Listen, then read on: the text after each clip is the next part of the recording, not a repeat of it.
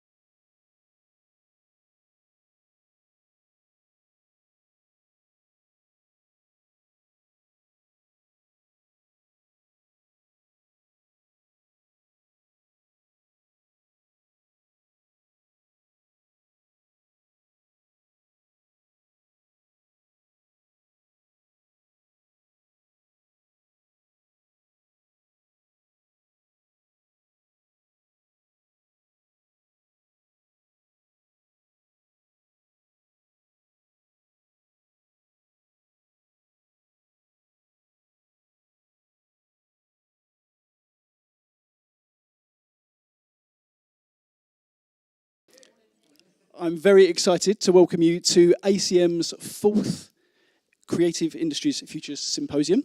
We hold this event every year. For anyone that's unsure what ACM is, I presume you know for being here, but just in case you don't, we are an independent higher education provider specialising in the creative arts and a world-leading recording studio, Metropolis. So the M in the brackets there is the Metropolis bit, and the ACM is us all-encompassing. So yeah, we hold this event every year. Each year there's a different theme. As you would have seen, this year's theme is technologies, tools and transformations, which sounds very exciting and generally addresses things I don't understand. If anyone's had to work with me near a laptop, you'd appreciate that's not my domain. So thanks very much for being here.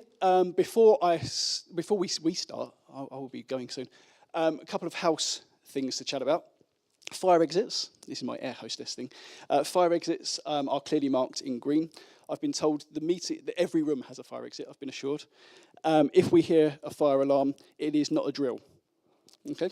There is a meeting point just down the road on Club Corner and Redchurch Street, which is just behind the building. Fortunately, well, we hope that was not going to be necessary. We have water provided outside. There is also there was a slight miscommunication with tea and coffee. So unfortunately, there's a bar a couple of floors down where you can get refreshments. I've been told alcohol will be served after 2, if anyone's interested in that persuasion. There's a Sainsbury's across the road, and there are an array of coffee shops. We're in East London, so it's basically coffee shops galore. What else do I need to say? If anyone has any questions about ACM at all, course provision, what we do, anything, feel free to talk to me or Tom here. We can answer your questions. And there was one more thing. I'll be talking in between the talks anyway. It's all right. I'll fill you in with other things. So we're going to start off with our first presenter of the day, Sophia Pan, who is a PhD student at the University of West London.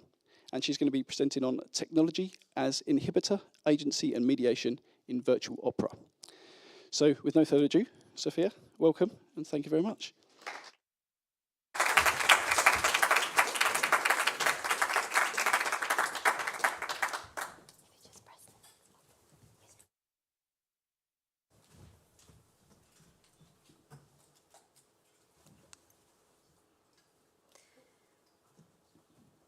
Oh, sorry.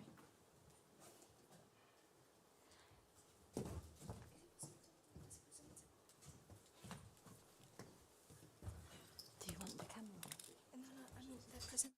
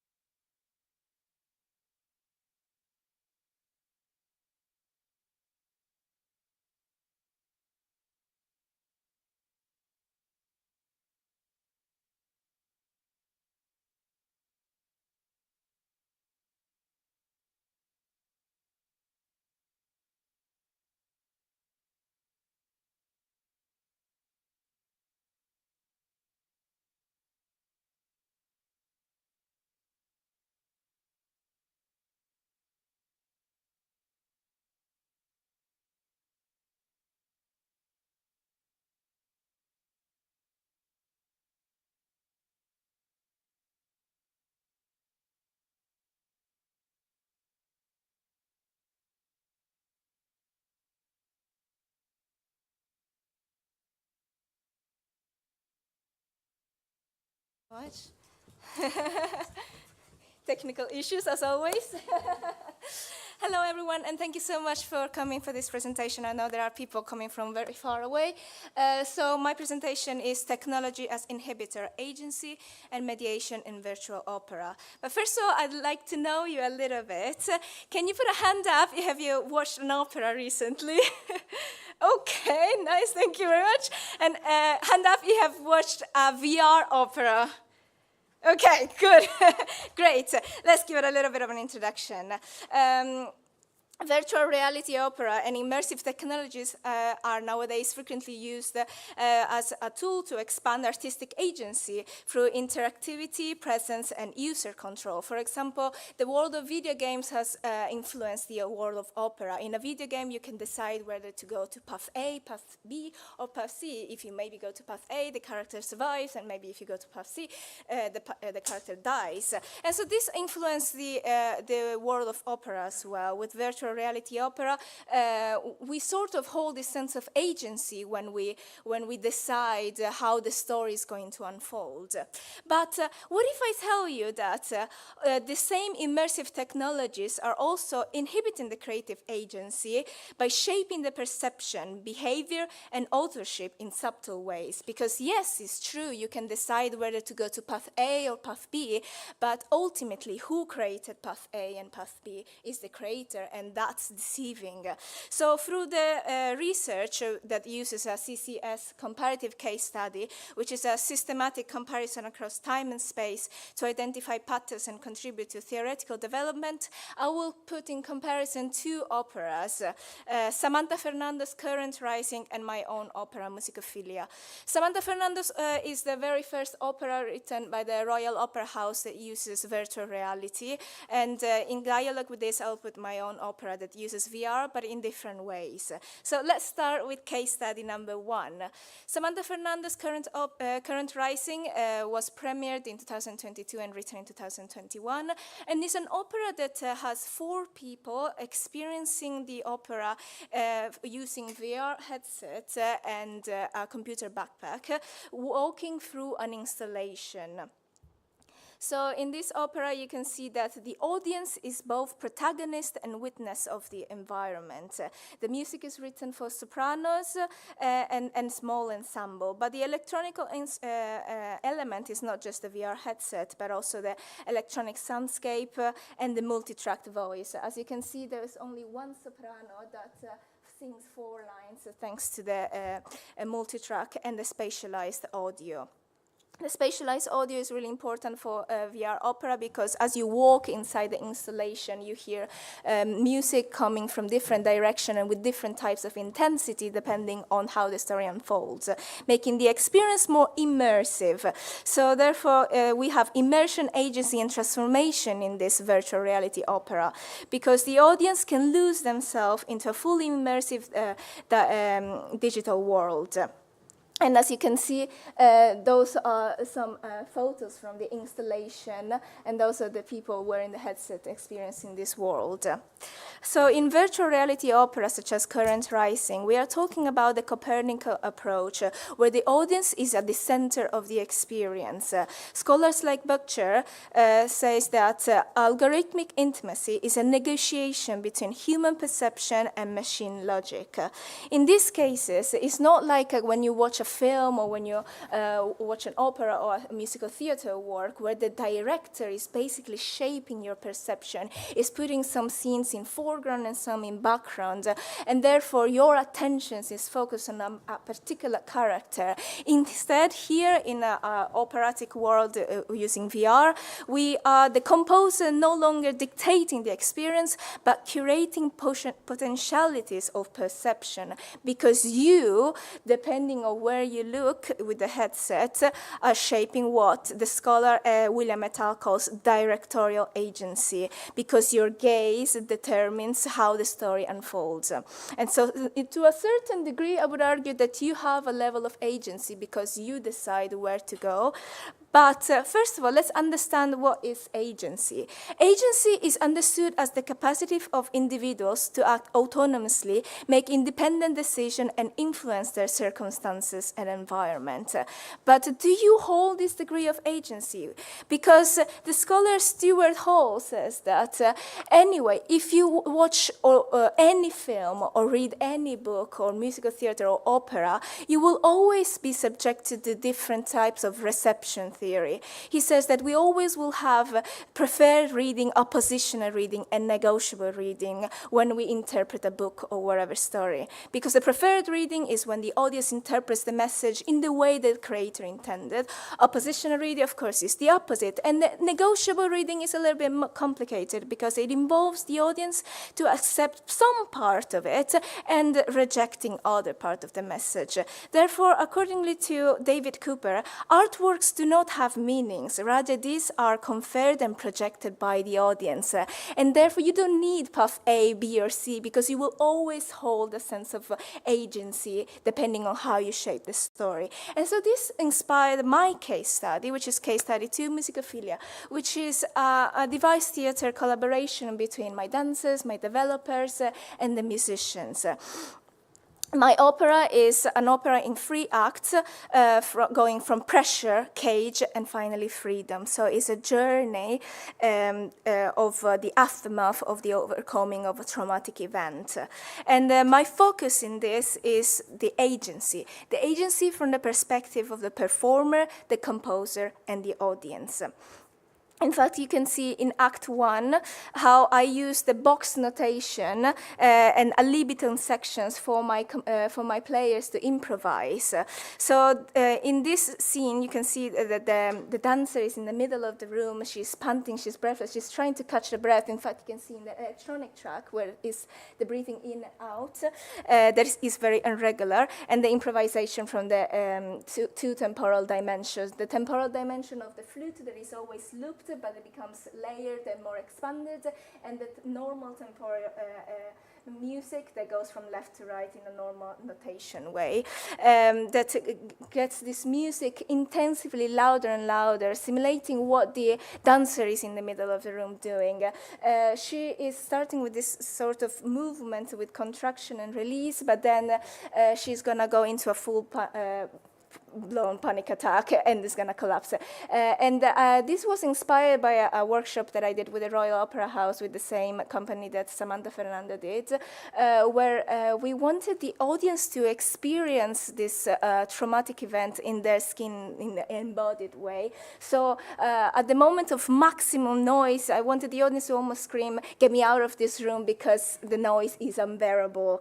And so in that moment, then the dancer would collapse, and then she will wake up into the digital panopticon, which is this digital prison constructed in the virtual reality. But the agency is also given by the fact that I am using virtual reality 360-degree graphic scores. So my players in workshops wear VR headsets where they can change the music by depending on where they are looking at, and interpreting also different types of music concrete notation. So after the end of Act 1, we are in Act 2, which is inspired by Jeremy Bentham's concept of the panopticon. So the panopticon is a prison. Sorry, this PowerPoint is going like this, weird. I didn't design it to be like that. But anyway, Jeremy Bentham theorized this panopticon, which is a prison that works the other way around, because there is all the cells are around, and in the middle you got this watchtower. And the trick is that you don't know whether the watchtower is looking at your cell in that moment or not, and therefore you're thinking that you're constantly looked at. And this is what is happening nowadays with Michel Foucault and his concept of digital panopticon. He says that we are trading our privacy for a little bit of safety. We are living in those worlds full of CCTV cameras everywhere. everywhere. Even in this building, there are so many cameras. And in places like China, for example, if you cross with the red light, you get fined, but the money is deducted from your account directly. You don't even have the willpower to decide whether to pay or not. Just it's the end, because the CCTV camera is watching you constantly, 24/7. And in other places, in South Korea or in Japan, you go to grocery store, you get the food, you go out, and again, the money is deducted from your account directly, so you don't even need to pay. And this is, in the world that we are living nowadays, is already this digital panopticon that Michel Foucault is theorizing. And therefore, this prison that I am talking about in my opera is a both positive and negative aspect of this prism. Negative because we are in this digital panopticon, and then also sometimes we are prisoners of a world that we designed, because sometimes we have imposter syndrome, and we are too scared to, I don't know, apply for that job or apply for that conference, because we are blocking ourselves, and therefore we are putting ourselves in this cage. But positive, this thing moves along anyway. Positive in the sense that awareness is the first step toward the resolution of a problem. If you're aware that you're in a cage, then you can break free. But the problem is that some people don't even know that we are living in this digital panopticon or in this digital prism. And this is why this sense of ambiguity is, for me, really important to give agency again to my audience, for them to interpret my cage. But also the cage is embedded in my harmonic matrix that I am using in my opera. The note C, A, G, E with enharmonics, the tone row that I'm using in my composition. And, but then toward the end of this act, I will start expanding from the C, A, G, maybe adding the G sharp to go outside the barriers of those confinements in this cage.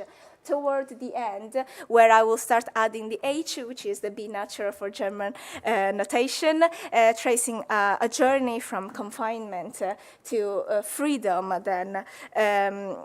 Toward the end. And the harmonic matrix is also used in the Hitchcock chord, or some scholars call the yin-yang chord or major-minor chord, because it's a chord that contains both major and minor qualities at the same time. C to E flat is a minor third, and G to B natural is a major third. So when you play it together, it gives this sense of instability and not a resolution that, again, is suggesting ambiguity that I'm orchestrating through the use of strings, exploiting the open strings. However, at the end of the Act 2, we will realize that everything was an illusion after all, because the dancer will remove the headset and you will discover that she was blindfolded the whole time. So what you thought that she was seeing that was projected in the television was all an illusion.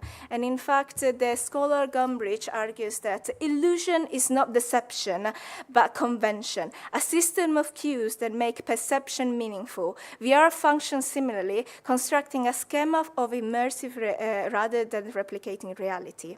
In musicophilia, illusion is not deliberately unstable. The more the audience seeks control, and the more they become aware of their mediation. This reflexivity transforms VR into a critical tool. And this ties to the concept by Jean Baudrillard. In his book, Simulacra and Simulation, Jean Baudrillard says that when the maps becomes increasingly detailed, accurate, and relied upon, the hierarchy flips. When the reality becomes more real than the replication itself. When the replication becomes more real than the reality in itself. So, for example, nowadays when we think about England, we think about this island and with all the confinements. But before this map was invented, there was the real land, there was the reality. But now we associate everything to this confinement because the meta world, the VR world, is almost becoming more real than the real world in itself. The beauty standards that we are conforming through the social media and everything that we are living in those kind of social medias is becoming more real than the real life in itself. And that's what Jean Baudrillard was saying. So at the end of the opera, in Act 3, I will write et cantus et liberator, which is the only aria in Latin that I will write. And the use of Latin is because of a false promise of freedom. Et cantus et liberator means that the cantus, the voice, the singing is liberator. However, not everyone can understand Latin, and that's the same with Gregorian chants. Gregorian chants were written in Latin, but and apparently they were open for everyone to sing, but only a few selected amount of people could understand Latin, and same is happening nowadays. Apparently everyone is free to think and to express their thoughts and to vote, but however Herbert Marcuse in his book argues that if you can't make up a change, and then are you really that free? Yes, it's true, you can vote, but are you making a change? Only a few selected amount of people can actually change things. So it's a deceiving way of saying that, yes, you are free, but is it really? Okay, so then in the third act, I will also add the dies irae, which is a way to break down the status quo of opera. The dies irae has long been used as the death trope, and in many films has been used also to signify death. But for me, is what the author Roland Barthes says. He writes, "The death of the author is the birth of the reader, and therefore my death as a composer will give freedom to my players, to my performers in Act 1, as you saw with this kind of box notation, but also to my audience with this sense of ambiguity in the present and interpretation." Because we do not see things as they are. We see them as we are, because we all come from different walks of life. And it's not true that limiting my own freedom is, giving my freedom to others is limiting my own freedom, because Simone de Beauvoir says that you can't achieve full freedom without addressing the freedom of others. For example, I can't force someone to love me, because that wouldn't be love anymore. So it's all about giving the freedom to others and then receive back freedom. So it's a compromise between freedom. So in conclusion, those two case studies explore how technology constrain and enable agency. Together, this opera suggests that agency in VR is not about choice of path A or path B, but it's about consciousness and understanding how our actions, perception, and emotions are co-authored by systems both human and non-human. The future of opera is not just depending on the use of VR technologies and VR innovation, but it's about ethical imagination. It's about composing spaces of shared agency, spaces where sound, body, and technology breathe together. Thank you so much.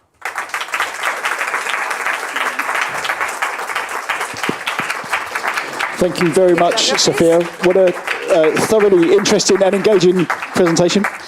I have a bunch of questions written down here myself, but I think it's polite for me to open it out to the audience first of all. Does anyone have any questions for Sophia? I'm going to run around with the microphone here, so excuse... Oh, go. Okay. Thanks, Pete. Thank you, Pete. Cheers. You can all hear me in the back. Thank you, Sophia. I thought it was really interesting. I liked how you touched on Foucault and kind of briefly touched a little bit on kind of his ideology. He talks a lot about power. I guess two things. First, have you looked at kind of Foucauldian discourse analysis or anything around Foucault, and maybe where the power lies in understanding the music or crafting the narrative between the performer, the composer above that, and the audience below that, if you want to think of that as a hierarchy. And then the second thing, I mean, it's your work. I would love to hear more of it. Where do you think the power should lie in that understanding of the music? Do you think it should be dominated by yourself as a composer, or by the performer, because you've used quite a bit of graphic notation there, or by the interpretation of the audience? So it's a two-part question there, but thank you for your talk. Yes, thank you very much. Very, very interesting question. When you talk about Michel Foucault, I would always go back to Nietzsche, because he talks about will of power, as you mentioned very well. And I think it's a mediation between the parties as well. as I said before, Simone de Beauvoir says that you can't achieve full freedom without giving the freedom of others. So therefore, I think it's a mediation between the freedom of the composer, the freedom of the audience, and in the freedom of how to interpret the situations and the performance. So now I come from a perspective that I am both a performer and a composer, because I started my career as a flautist. So therefore, for me, it's really, really important to have agency of interpretation when I play the music. Music is not just notation. Okay, so notation was brought up as a way to have colonize. Before music was written down, everything was orally passed through generations. But then when Gregorian chants arrived, they arrived to Mexico. And then in Mexico, they sang all those Gregorian chants in Latin. And that it was a way of colonizing those new generations of musicians. Because as soon as you notate something, it means that you can't sing it in another way. It has to be that way, otherwise it will be wrong. And that's the problem of notation. I have issues with notation. I love notation, but I think that music is something that goes beyond notation. Music is so much higher. Music is like my religion, is my everything. And if you want to put everything into dots in a page, then you're limiting something that is transcendent to something that is immanent, which is a piece of paper with dots in a page. So I think definitely it is giving agency to everyone in equal way. Sorry, I went on a tangent, but I'm so passionate. Thanks very much, Pete. Thanks, Sophia. Any other questions? Brilliant. I'm going to bring the mic because I've just realised we're live streaming and no one will be able to hear it otherwise. That's all right. I forgot that. Thank you. You spoke a bit about like reception theory. I was going to ask, do you think that the artist like creating something, their intent and meaning behind making that holds as much value as an audience perception of it? Or like interpretation? And do you think it's even necessary to have an intent behind making something if someone else is just going to interpret it differently? Yes, very, very interesting question. Thank you very much. Sorry, Sophia, could I ask you to stand near the microphone just for the live stream? Sorry, we're live streaming, of course. I didn't know that. So I think both meanings are equally viable. For example, you know George Orwell and his book, The Animal Farm, right? I mean, it depends on who reads that book. You will find so many different layers of meaning, and you know what George Orwell intended, but you know there are always other ways of reading it. If you read that same book to a professor at Harvard, he will understand all the capitalists and all the political theories behind it and Marxist and whatever. But if you read the same book to a 5-year-old guy, he's not going to understand the hidden meanings behind it. He's going to understand maybe the story of the animals. And I think George Orwell didn't constrict himself when he was writing that book of who's going to read it. Is going to be a 5-year-old guy, child reading it, or is going to be a Harvard professor reading it. So you shouldn't be affected by who your audience is and what they're going to think about the composition that you write. Because you, as composer, you hold agency, and you need to express your voice when you write compositions as well. And don't overthink about it. Who cares if someone else misunderstands you? And that's it. It's even better. Nietzsche says that he writes a book to be misunderstood. It's beautiful to be misunderstood. And it's also beautiful to see how people play devil's advocate to your argument and see how different people have different perspectives on the same topic and open up your mind to different perspectives. Any further questions before I ask? Okay, I have one, if you don't mind. Given that opera has historically been more accessible to people from a more affluent socio-economic background, and you alluded to the use of Latin as a social cage and barrier and so on and so forth, how do you see, and have you got any evidence of this sort of approach, this more modern approach and use of technology being more commercially viable? Is there any signs that this could be more, could it improve social engagement in terms of opera's legacy? Or, dare I say it, are we catapulting it further into a contemporary art music domain that's less accessible than normal opera, if you see what I mean? Yes, that's a beautiful question. Thank you very much. So the Royal Opera House premiered Current Rising in 2022, and from the audience that participated to this opera and installation, we can already see a variety of different range of people going to those operas. For example, we've seen people who have never been to an opera place before, but they were interested in the VR side of it, and therefore they were more engaged into this new way of putting art as an installation, as a way to experience opera in a different ways. Because you're right, opera has been for centuries been like this kind of elite art form. Also because a ticket is like £200 for the rubber house. But anyway, apart from that, I think this argument ties back to what Theodore W. Adorno talks about, the concept of high art and low art. Sure. So he says that high art is supposed to provoke you, and then, you know, this kind of like music concrete, this kind of like abstract painting that you don't understand and everything. But on the other hand, the other reader and scholar that I mentioned, Herbert Marcuse, he says that we should actually put our effort on low art and make art accessible to everyone. Because what is the point of like expressing those super high philosophical concepts and only 3 people maybe go and look at it? You should open up art to everyone. And this is for me so important as well, because I really think that we should open art to everyone. And this is why I'm collaborating with my dancers and developers to make art more accessible, and to bring it to different forms as well. Because VR art, our opera means that also people in care houses, in hospitals, and in other places where opera couldn't arrive, can arrive there, because you just need to put a VR headset on your head. That's excellent. And I have one more, if you don't mind, a small one. As a performer, and you have a background in performance, I wondered, have you spoke to the performers engaged in your work or others wearing the XR set, is there a sense of kind of barrier between the performer and the audience from the performer's perspective? Of course, the audience is receiving this different sense of engagement. They've got the screen they can engage in to see what the performers experience, or not, as you're blindfolded.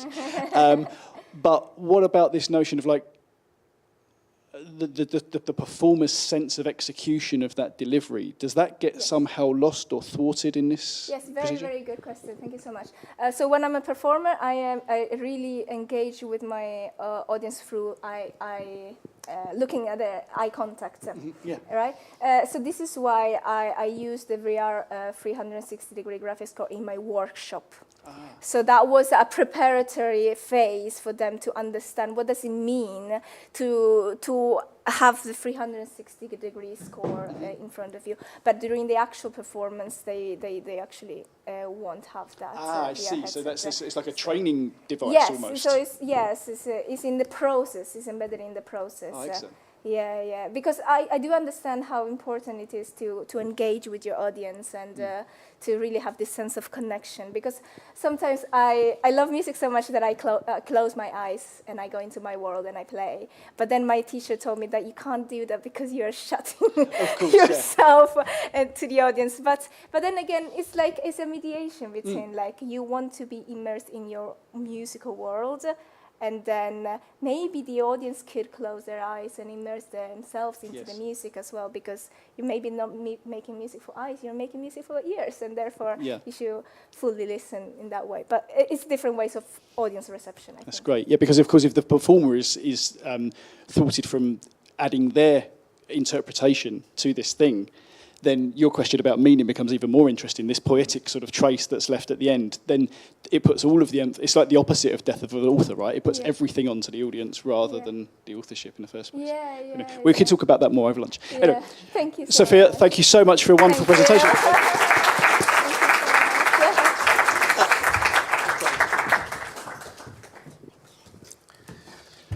So next we have Pete. We're just going to do a bit of a changeover. Talk amongst yourselves.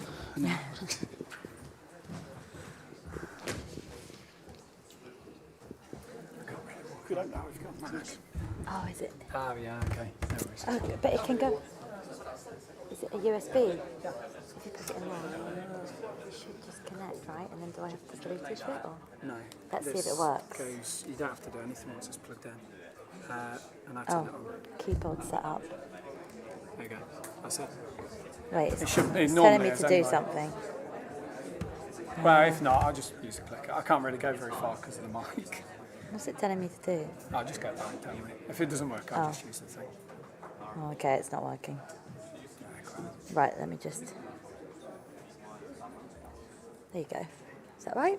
Oh, it is working. There you go. See, you don't need to do anything. I even put this you at the got start of mine, I think. Have you got any notes or anything on here, or is it all just what you're reading off that? Maybe I'll put my hat on. Do you want me to just start?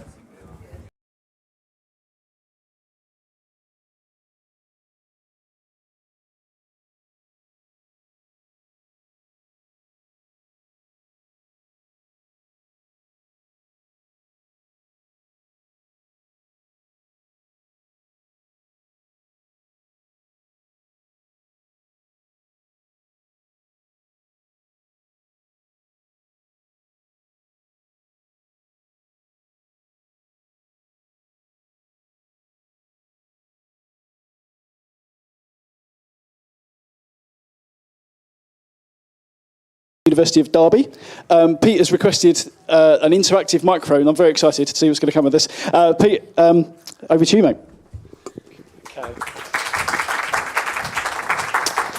Hello, everyone. Yeah, so I'm Pete. I probably aren't going to walk into the audience or dance around too much, but I'm not always very good at standing still, especially when I talk. So I'd rather not be pinned to that side of the stage. I might go on the other side of the stage. I'm going to talk a little bit about DAW usage and technology from a small-scale study that I did. So this is the very long-winded title of my talk, Opening the Door to the Orchestra. A little bit of a play on words. Thank you for the people who laughed once I pointed that out. Cheers. Classical instrument teachers' perspectives on music technology implementation. So, as with everything, but particularly with this study, it's worth me just giving a little bit of kind of ethnography to it and talking about who I am. So I'm an Ed.D. student, that's a doctorate in education, but I'm doing mine in music education, hence why I'm stood here. And I'm focusing on instrument education. I currently work as a head of music in a high school, so do a bit of everything, which is kind of what a lot of head of musics do. But part of that is still instrument teaching. I do quite a lot of instrument teaching day to day, supporting students as well. So I have 6 students across the week, which is a few, and that's across a few different instruments. I grew up in an orchestral and brass band world. I'm a trombonist. You can perhaps see by the photos of me on that side. So technology, when I was young, really was a foreign language to me, and I really wasn't supported or taught how to do it. I didn't do A-level music tech. I didn't come from a culture where technology was implemented. Certainly that wasn't a big part of the brass band world. But I've grown over time, learned it. I teach BTEC sound engineering now, work with technology. I've done some stuff performing with technology. So even though I'm a little bit of an outsider to it, I see a bridge between the two worlds, which I think's important. And I've got a real interest in how orchestral instruments can kind of meet some of the good work that is taking place in other areas. If you learn a guitar, you are a lot more likely to plug in and perform and use a DAW than you are if you learn a trombone. But that doesn't mean that orchestral instruments shouldn't have access to that. And I'm interested in where the situation's at the moment, and also where the pathway could be to the future. So there's a little bit about the ethnographic of what I'm doing. I mean, as I've said, I'm interested in the position of music tech. So from doing it in the classroom, from talking to young people, and I work with 11 to 18-year-olds every day, I know that music tech's becoming more and more a thing a thing that young people, 1, are interested in, and 2, are skilled in. Now, some of the people I work with learn orchestral instruments, but they still have a passion for using DAWs, for using tech on the phone, for using GarageBand, for using BandLab. But a lot of young people don't also see the links between those. And the position is really less clear for that young orchestral musician, right? How can they use this tech that they see around them, but with their own instruments? Now, I know, before anyone throws anything at me or the screen, music tech is a plurality, right? There's not one straight thing, and what music tech looks like if you're a violinist is very different to if you're a guitarist or a drummer or a singer. And it can be used in a wide variety of ways. So when I go on to look at this small-scale study, it's not an easy, clear, and clean fit. This is, like I keep saying, a small-scale study. So it's a jumping-off point as to how this problem can be approached. I'm not going to stand up here on the stage with all of the answers. Sorry if anyone was expecting that. But at least you can get a few people's perspectives on it, and perhaps it can open the door to some thinking for you, and perhaps you can shed some light for me as well. So what is the state of the orchestral musician? That was kind of my journey to the research question. Like I've said, I've discussed some of these briefly already. My classroom students are very engaged in music tech. Now, I know from having been a music teacher now for 15 years in the classroom, it plays a key part of most Key Stage 3 learners' experience, and it should do because it's on the national curriculum. So if you stop learning as a year 9 at 14, which many young people do, you should have had experiences of music technology that are suitable for your setting. That's roughly what the national curriculum says. Now that looks at different ways to different people, different musicians, but it's a requirement of all young learners, all young people learning music in the classroom, so all young musicians in the country. My popular music students, what can I say about that? Well, I've already told you I'm a trombonist, but I teach bass and electric guitar very badly. Now, my popular music students, I know from what they've been interested in doing that we've done a lot of using DAW, embedding DAW learning into what we've done. And that might be just my pedagogy as my approach to doing it. So I know they've really engaged with plugging guitars in, recording, multi-tracking things, looping, using it as an open door to improvising, even at a very low level. And like I've said to you, I'm a bad guitarist, so none of my learners are much past what you would say grade 3 or grade 4 standard.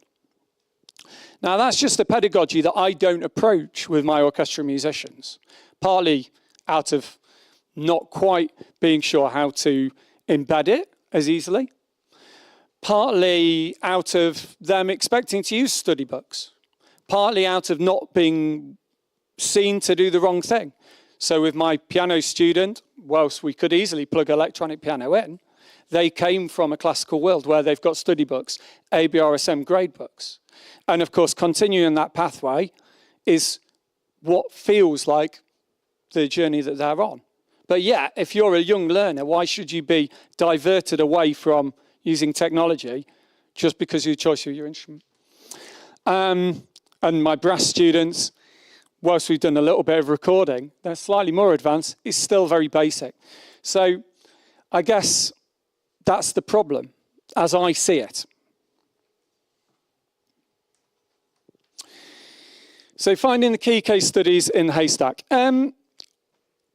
I sought out a lot of research on this because it's a big problem, and I think there's a lot of areas which I would like to learn and develop my practice as a teacher on top of, but also to understand why we're in the situation we're in and what can be done.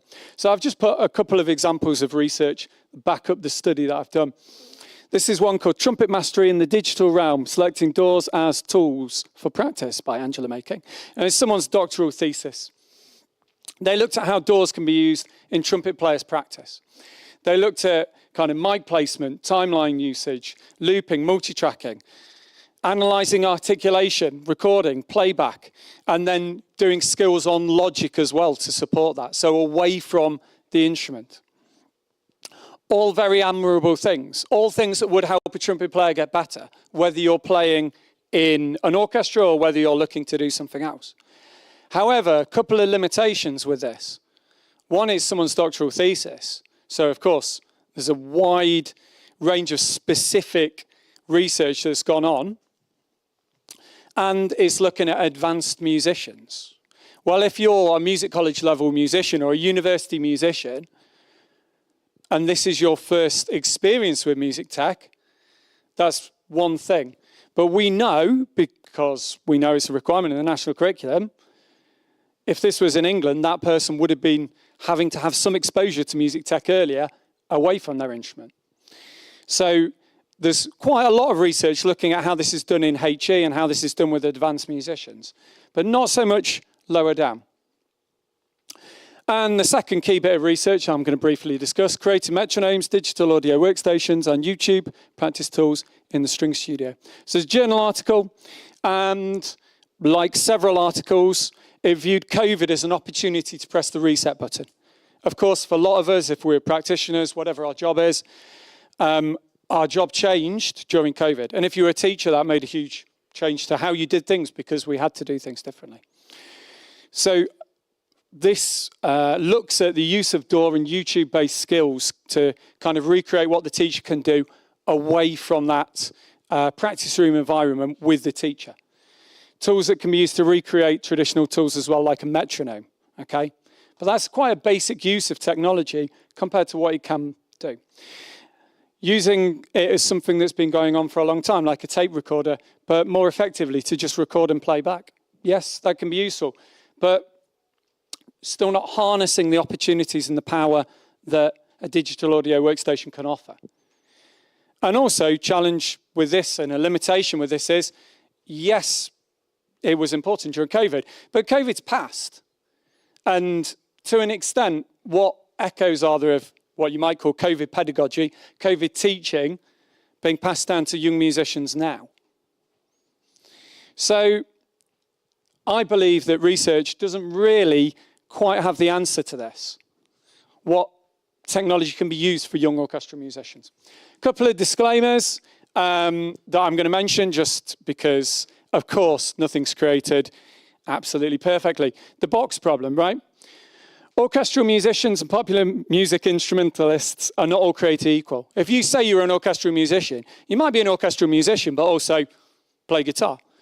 You might be an orchestral musician who also plays jazz. You might be somebody who plays in an orchestra, but actually your real passion is music tech, and you've just become a fairly decent oboe player, and your local orchestra needs an oboist, because they all do. So the box problem is a challenge. Just going to highlight that now with any findings. And the history of orchestral instrumentalists and technology, yeah, I put this quote, history didn't start yesterday. I know that this has, in some ways, been part of the pedagogy for young musicians for a long time. So learning and performing with electronics for an advanced musician is something that happens. And again, I've got a little bit of experience in playing with trombone and electronics, but I know lots of orchestral musicians would be comfortable working in both areas. Recording with a tape is something that's been going on for decades. Working with jazz backings, recorded play-alongs, silent mutes, which plug in, electronic instruments as well. So I'm not saying that orchestral musicians have just been in this box where there's been no technology going on. But I want to approach how it might be. So a potential research gap, I think there's opportunity to understand that. How are learners and non-professionals impacted by it? How is it being embedded in instrumental learning by teachers? Does it mirror my autoethnographic experiences? And technology is huge. Where's the hierarchy? And when it comes to pedagogy and teaching, hierarchy is something that I'm really interested in. Because whatever we choose to teach, especially as an instrumental music teacher, and a lot of you in here will have already done that before, whatever we choose to teach, the way we choose to approach it, there's a clear hierarchy there that sometimes isn't verbally acknowledged. And from that hierarchy, I kind of came to a methodology. So ring fencing the research, I wanted to make sure, because it's a big area that could be challenged, that I was looking at sort of 3 key areas. I wanted to understand how tutors were using technology in supporting young musicians. I wanted to understand how tutors used it with musicians in orchestral ensemble preparation. So not as a diverse thing away from helping them develop those orchestral skills. And how does it make pedagogy tick? And that led me to Q methodology. So Q methodology is a methodology I was interested in. It's one I hadn't worked with very much before, but it's one that balances those hierarchies and I feel puts a value on the lived experience of the participants and the students. And there's an in and out scale where you're valuing what is most important to you. So I did a Q methodology with +-4 Q sort with 5 participants. If you're unaware of this methodology, I'll show you an example in a second. And then there was a follow-up short interview between myself and the participant, which was really just asking them to tell me the story of why they'd valued and ranked things the way they did. I said it was a small-scale study, and I'm not expecting to solve all the world's problems with this. It's a jumping off point to a problem that I've established. So there were 5 participants, and I've been deliberately vague about their ages, their genders, their backgrounds, because I don't think any of that is quite relevant. It's a small scale, so I'm not trying to balance all those things. So participant 1 was a violin teacher, participant 2 a cello teacher, 3 a trumpet teacher, 4 a clarinet teacher, 5 a flute teacher. They were all people I'd known professionally, however, not people I'd known that closely. So the first job in developing a load of values that needed to be sorted and ranked into a hierarchy was to develop these Q values. These cards or these statements that participants then placed into what they thought was more important, what they thought was less important. And that was a balance of my autoethnography, a balance of the research, and put it all together, things that could go together. So we looked at pickup mutes or microphone usage, digital resources and play-alongs, DAW skills away from the instrument, because of course if you're going to be working with technology, you need to understand how to use these things. Using effects on recorded tracks and working or mixing a track. Videography, I thought was quite interesting because I know from working with my students how much they value a good TikTok reel of them performing something on their instrument. Tempo-focused usage, recording for analysis, and supporting independent learning away from the teacher. And how technology could support some of those things. This is a Q sort. I'll show you one that's been populated in a minute. But you can see a participant would value their least important thing in this box over here, and their most important thing in box over here. And then they sorted the cards physically to go into different layers, creating a hierarchy of what they thought was most important when it came to technology usage and their young musicians that they're teaching. So this is one example. I'll leave it up just for a second from the trumpet teacher. Now, I'm not going to analyze all of these in great detail. I also am going to acknowledge technology, as I said, is a plurality. There's a whole number of things that could go onto this. But it's a jumping off point from a small scale study just to see how technology could be used. To highlight a couple of things, the most negative thing using sound pedal or recreation of the sound in a different way, effects pedal with the instrument from this participant was seen as the least important thing. And over here using online accompaniments, what you could see as just YouTube backing was seen as the most important thing. So there's a whole array of different things that came up across that. These were all done by participants in person with little cards of paper, and they're written out in more detail. Some of these, I'm sorry if they're a little bit brief or not clear. I've tried to write them up so that they would fit on a slide and make sense. So I promise you they made sense to the participants because they're a little more detailed. But there we go. Let's move on and just look at the semi-structured interview. So after each of those, with each of those participants, after each Q sort, we had the opportunity to discuss, or for them to tell me their story of why they valued those things in that hierarchy. It became a broader discussion of technology and how it is or could be used by instrument teachers in general. It was a very hands-off interview. I essentially didn't ask any prompting questions, just asked them to explain technology in their instrument lessons. And then from this emerged some themes, which I'll discuss briefly. So there's a couple of quotes. I love a good quote, especially when there's no names to it or people here to defend them. I'll give you a chance to have a little read. Some of them were more positive and some were a little more negative, but these were a few of the ones that I thought came up in different ways a few times, right? Teachers particularly felt that using technology was speaking a language that the students did understand, but they didn't. And with that came a double-edged sword. A lot of the teachers felt, again, yeah, I would do more if I was better at it, right?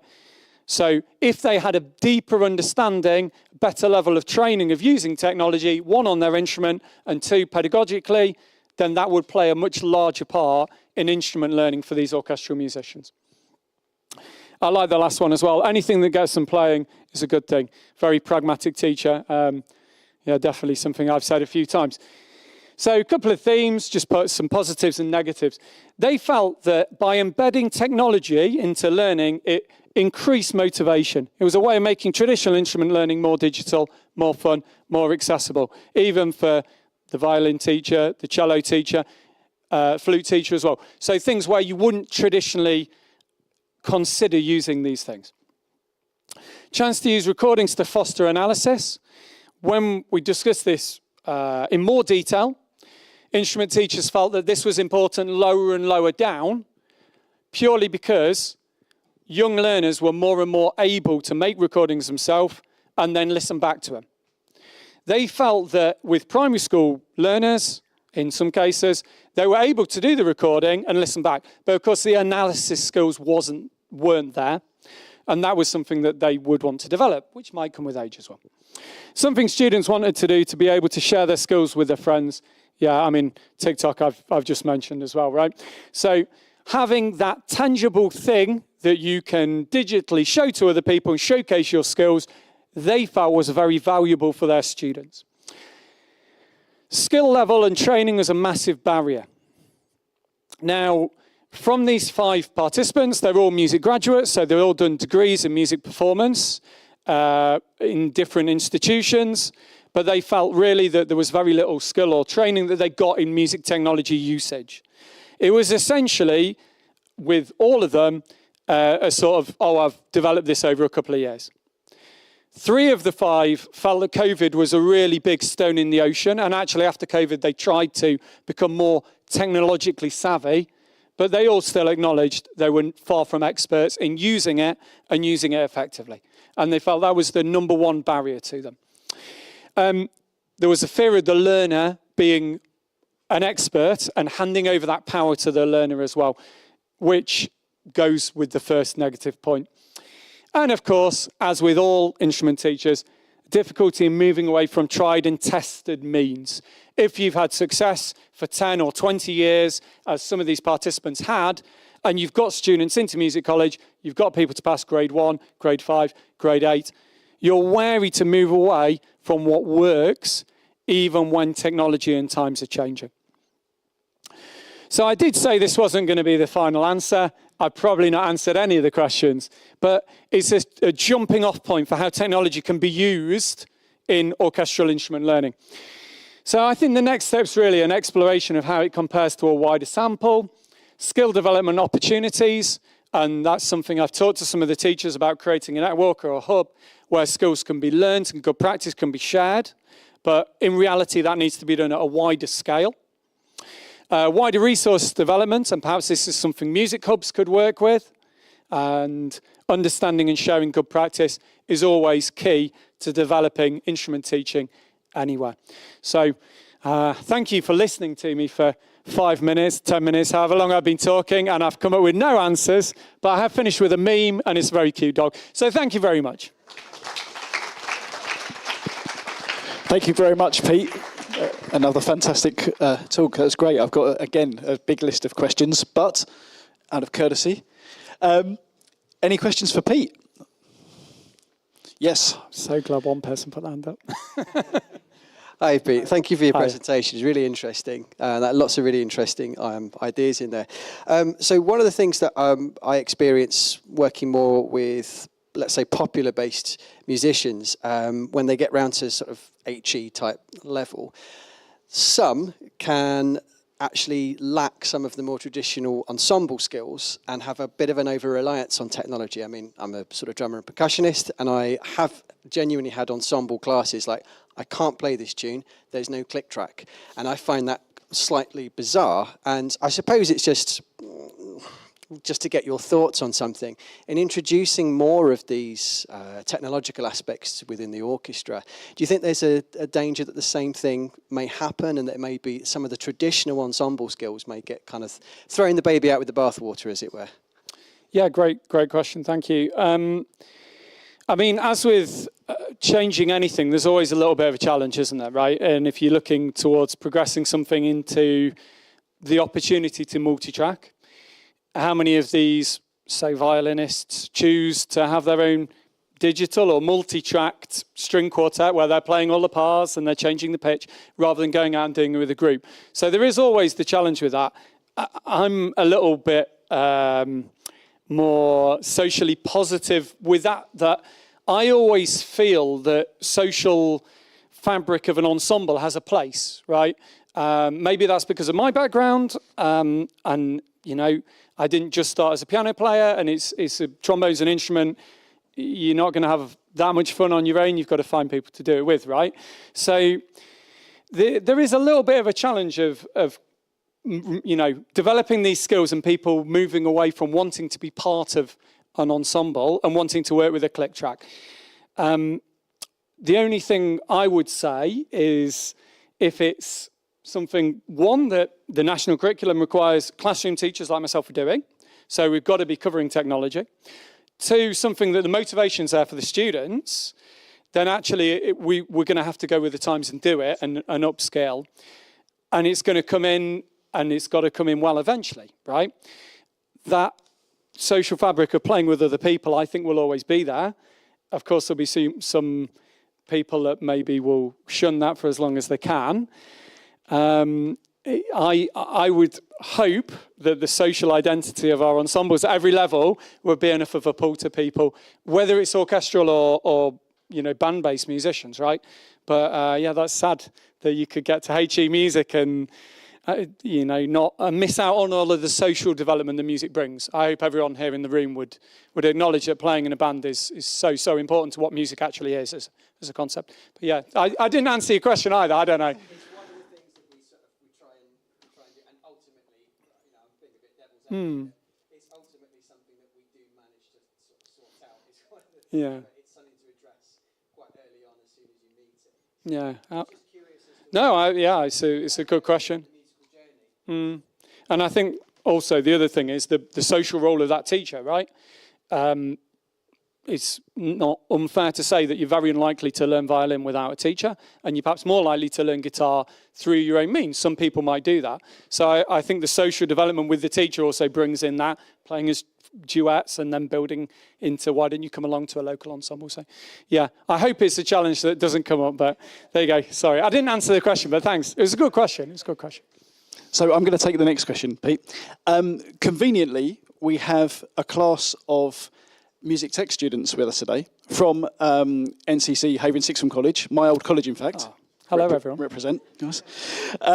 So just before I ask my question, could I have a hands up from the music tech class from NCC?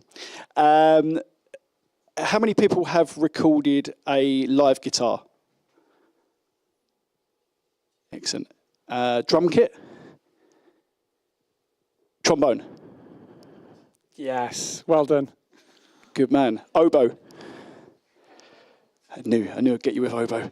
It was going to be. Yeah, I had a couple of backup ones just in case. But so the point I manufactured there was in terms of you speak about the experience of a classical or orchestral musician and their engagement in technology and their insecurities and potentially access points and that sort of thing. Is there a bilateral barrier in terms of access in that music tech or those that are prioritising the study of tech are not engaging with classical musicians? Does it work both ways, and is that something that you've found is a factor? That's interesting. I mean, I would hope that all of your lovely students haven't recorded an oboist not because they don't like oboists or they're intimidated by them, but just because there's not the opportunity there. Is that correct? Yeah. Yeah. Who's gagging to record an oboist at the next opportunity? Yes, okay. Yeah, fantastic. I'm sure if we wander around Shoreditch, we'll be able to find one, right? So I think it's a multifaceted problem. To look at it from a slightly different angle, if we're talking about instrument teachers, and I suppose that's really where the participants in the study and where my interest perhaps comes in, that are just unskilled or underskilled in this area, perhaps there's an issue. I'm not blaming ACM in any way, but perhaps there's an issue at HE there, right? Perhaps I don't know how many oboists you have at ACM, by the way, but perhaps there's not as many as normal this year. Yeah, it's a bit lower. Oh, fair enough, yeah. So perhaps there's an issue at HE there that from traditional conservatoires, universities, and how technology is taught to orchestral musicians at HE. Also, another part of it probably is if you play for even your local, what I would call a semi-professional orchestra. So I'm thinking of one in Birmingham where all of the musicians are graduates. Some will be Parries, some will work in IT, but be a very good musician. You know, it's a very high standard, but it's not the CBSO, right? But it's also not your local village band where people have played in it all their life and just do it as a social thing. So if we're looking at that level, recording an orchestra is very unlikely at that level because financially it's so expensive and the money isn't going to come back in for that. So the technology learning that can go to those people at all of these stages is just not really there. And I think there's a role in HE, there's a role in PGCs and music teaching to make sure that that's picked up so that those people going out into the workforce, working with young musicians, are skilled. And then, of course, from that, perhaps music tech students would have more opportunity to work with orchestral musicians. So it's challenging on both ends, isn't it? And I don't think there's one way that you can fix it at both ends either. You know, I teach BTEC sound engineering. It's not a requirement that you record an orchestra, right? And going and finding an orchestra is a lot more challenging than finding a rock band in most high school music departments. Or even an orchestral instrument. Or an orchestral instrument, yes, of course, yeah, of course. So for me, I think training and education is the place to pick this up, but it's a multifaceted problem. There's other approaches that could be taken. Brilliant, thanks, Pete. Yes, Sophia. And then we've got a couple. I'm going to go round. I feel like Kilroy for anyone that's old enough. Thank you so much, Pete. Very interesting presentation. And I'm just like you, we're on the same boat. We're both music teachers, and for many years I've been using technology in my teaching as well. And for example, backing tracks or oral training and this kind of things. But I'm going to play the devil advocate. Do you think, and this is a hot topic nowadays with all the AI going on, do you think technology is going to replace our job? You could have an entire conference about I know, we could have an entire conference about it. Is technology, yeah. ACM conference sponsored by Suno. Sorry, I didn't mean to swear. So, yeah, great question, thank you. For me, and it brings back to what we were discussing before, I think the social aspect of music can never be replaced.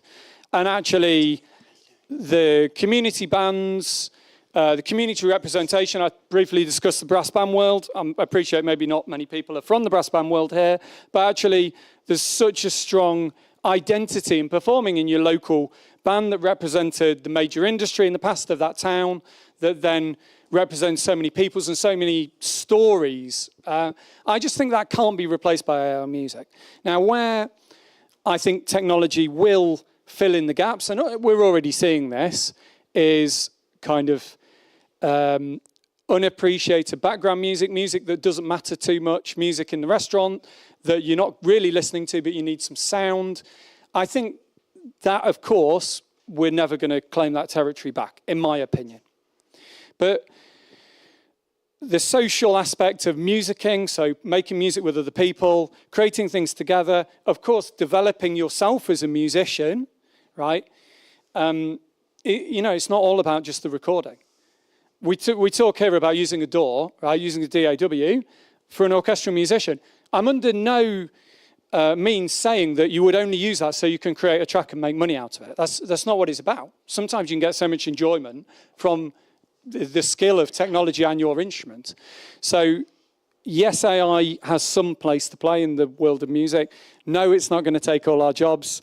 And we can all sleep safely at night because actually I personally feel like the value of live music, the value of, although a lot of them are closing, small independent music venues, that's only going to go up as people search for authenticity in a response to AI. So that's my thought on it. What's your thought? In music education, for example, there are so many apps invented for you to teach you how to play piano, or like I don't know, Simply Piano. I always get the advert, and yeah, exactly. I would just skip this. And so many things like Tom Play is teaching students to play a piece of music from scratch to grade 8 level by using different techniques or like speeding up gradually. And this is like very tailored around the needs of the students. It's like very student-centered learning. And the practice and the boring part of repeating a passage many times, that could be easily replaced by technology. And somehow if you need to practice those 4 semiquavers many times until you get the muscle memory to it, you don't need a teacher to say, okay, practice that. And technology can do that. Already the metronome was the first technological means that is basically helping us to practice and keep us in time. So I think technology is gonna get so much of a bigger proportion in our practice every day. And I suppose just to underline your point, that really values what we're talking about here in upskilling professionals to pass that on in instrument lessons. So the stronger technology is, the more challenges there are, but also more opportunities to harness it in instrument learning for the teacher, for that blended, supported approach. Yeah, I think what it can't be replaced, though, is the way how we share our passion and love for music to our students. That is something that, of course, AI would never make. But on the other hand, I've been in panels for assessing compositions for high school exams this year, and I spotted some students using AI and cheating in composition. So I'm like, where is this gonna go in composition? With AI and all plagiarism and this kind of thing. So, yeah.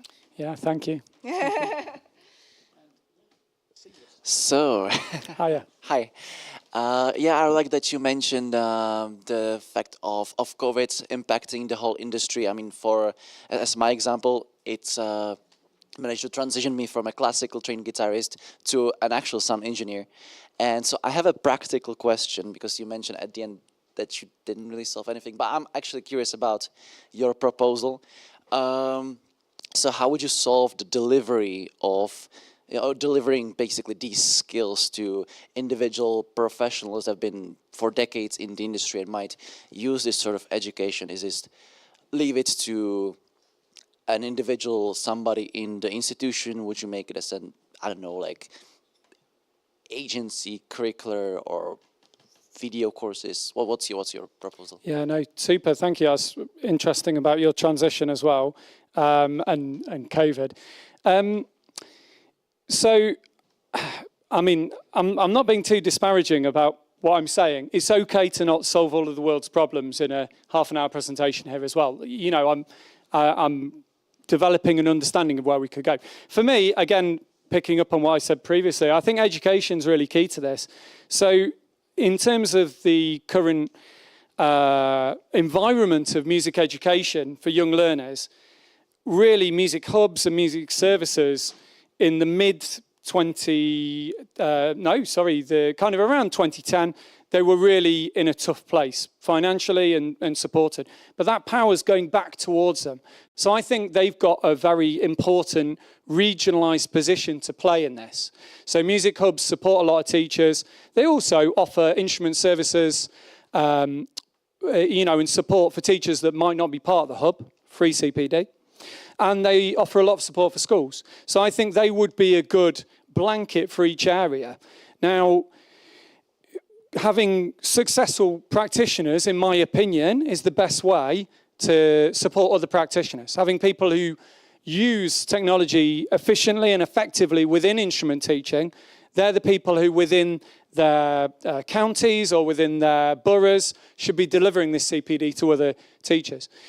This might in some ways be instrument specific or section or family specific. It might be a broader thing. But I think that would be the first step for me. Using music hubs and the power they've got to upskill instrument teachers. And of course, some of the young people here as well, hopefully in future you'll be instrument teachers, perhaps. So you're going to be really well placed with skills in music tech that this establishers aren't really there that much. So HE and music hubs, I think, have got a really important part to play in developing this, in my opinion. Thank you. Thank you. Did we have another question near the back? Okay, I'll go to... Oh, Jack. Yep. I'm coming. Oh, hi there. Hi. I'm going to make a couple of points and then I'd like to ask my question afterwards, if that's all right. Of course, thank you. So if I'm understanding this correct, you're saying, why do orchestral musicians not use doors as much as contemporary musicians? Not necessarily as much as, but if I can reframe that slightly, sure. It's fair to say contemporary musicians are using doors in some cases, but more cases than orchestral musicians. Yeah. Is there a space where that can be improved? That's the jumping off point. Okay, all right, great. My thought from that was contemporary musicians often have to wear a lot of hats anyway, and adopting new technology is often just part of the job. If you want to get a gig, you've got to somehow make a gig happen. Whereas if you're part of an orchestra, usually your music is provided and the gig is already taken care of. You even have a conductor keeping you in time with everyone else. So adopting new technology isn't necessarily intuitive to learning an orchestral instrument. So my question is, what's the motivation for orchestral musicians to adopt using doors, in your opinion? Sure, thank you. So I think there's a couple of things to that. You're absolutely right. If you're, lead violin in an orchestra, you can just turn up and sit down. But if you were in a string quartet or a chamber group, you might need to go and make that gig happen yourself. That's something as a kind of emerging musician when you're trying to get gigs, you have to do whatever your instrument, isn't it? So the second thing I would say, and this is certainly a broader point, is, are we using technology as a means to just creating that kind of digital artifact or whatever? Or are we using it as also a motivational tool because we know that young people are engaged in it? Are we using it as something to maybe join links between the national curriculum requirement and what can go on in the instrument learning away from that? Are we using it as something that can just provide a slightly different, more up-to-date flavour to learning that instrument? So, and I think it's all of those things. I would like to think, although I'm by no means the best music tech person in this room, I would like to think there's a lot of enjoyment that comes and a lot of musical creativity and development that comes purely from using it, even if that track never goes anywhere. So I think there's a lot of musical value in you using it and embedding that in your pedagogy. But I for sure take your point that it might be a skill that's more important for rock and pop musicians professionally. If I'm teaching a 12-year-old who's grade 2 trumpet, I'm not necessarily looking at getting them into Guildhall or Royal Academy. I'm looking at them having a good musical experience. But then that's me as a pedagogue. So I think sometimes we can lose sight of not just trying to push everyone up the hill and hoping a couple will get to the top, and actually having everyone have their own path and their own enjoyment and musical experiences coming with it. But I think you raised a couple of really good points there, that we, like anything, you can't do it just for the sake of it. It's got to be for the motivation or for the skill development or for the career development. So yeah, I hope that answered the question. Thank you.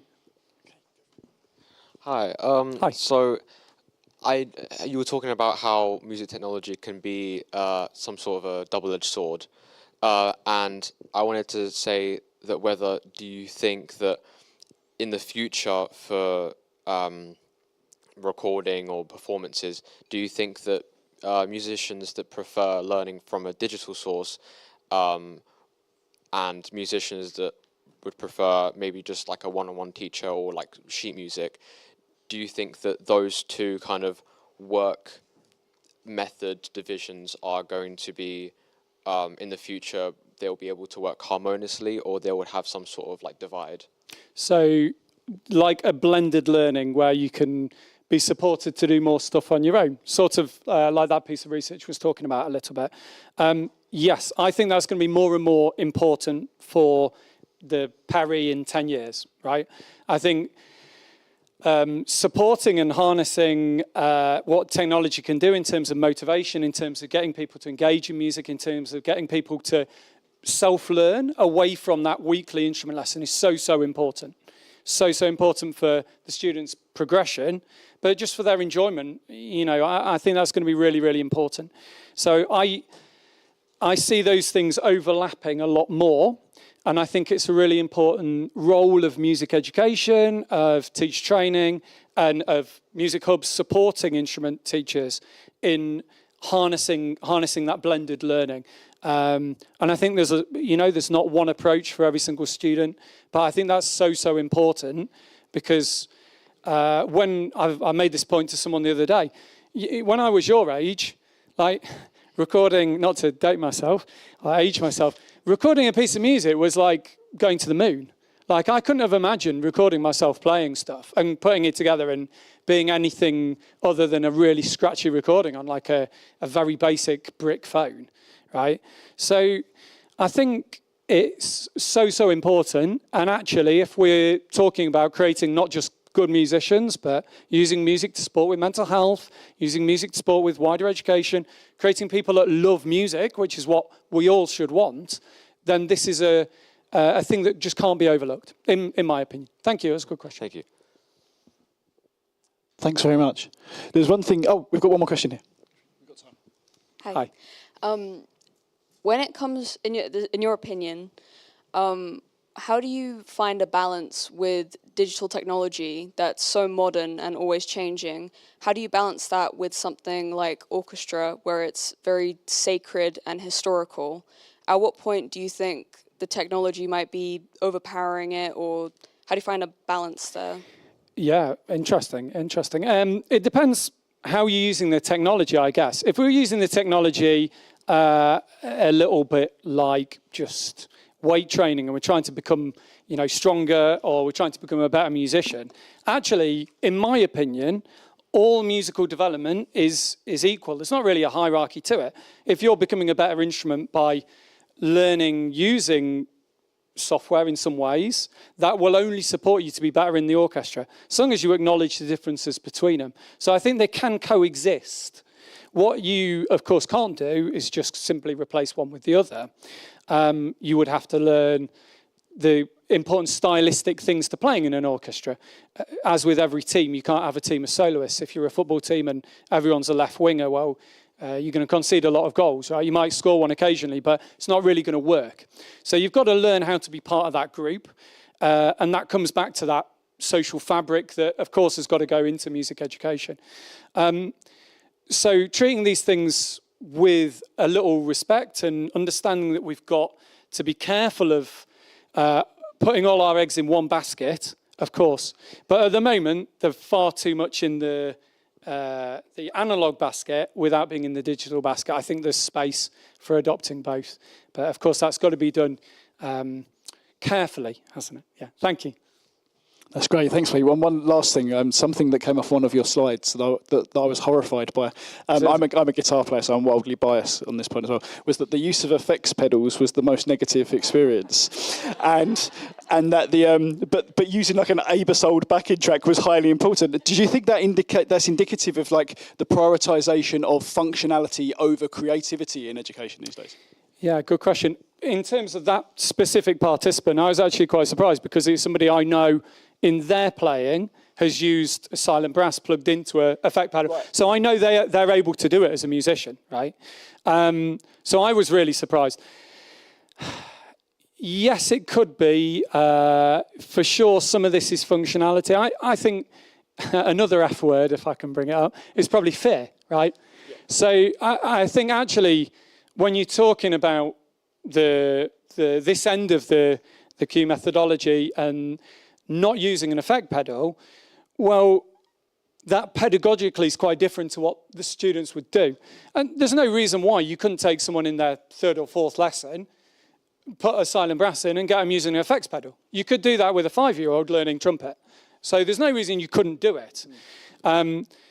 From this, I felt like sort of fear and being apprehensive towards using some of these technologies was a big thing. But of course, functionality, the other end, yeah, Abasol or YouTube play-alongs or whatever were very much at that end. And actually, that was something that a lot of the participants said, yeah, I can't do without technology. You know, my student all the time, yeah, they go on this YouTube link and they play the notes, which is fine. But of course, that's technology is a plurality, right? That's a very different thing to using a DAW.